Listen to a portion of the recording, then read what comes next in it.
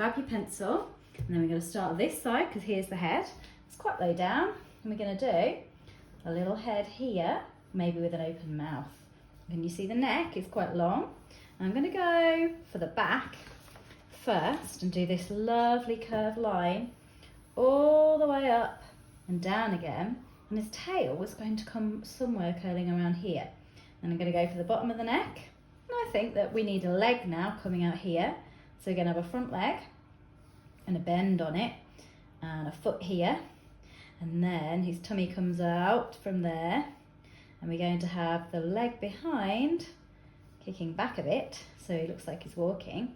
And then there's a big space here for his tummy.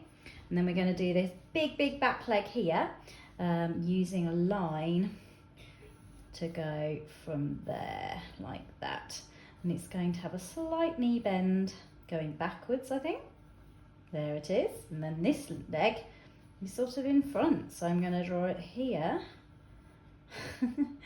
Funny old hooves this one's got. And then going from the underside of the tail, I'm going to draw a line until I get fairly close.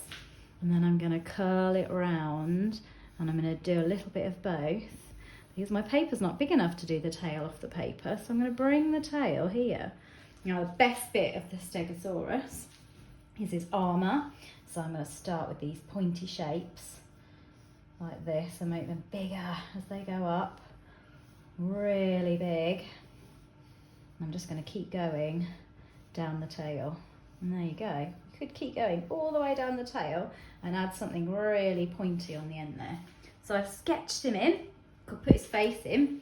So I need an eye, maybe an eyelid and an eye. Oh, he looks mean, doesn't he? Nostril. Change his mouth a little bit if I wanted. Okay. And there you've got your outline. And then you just need to colour him in or paint him in.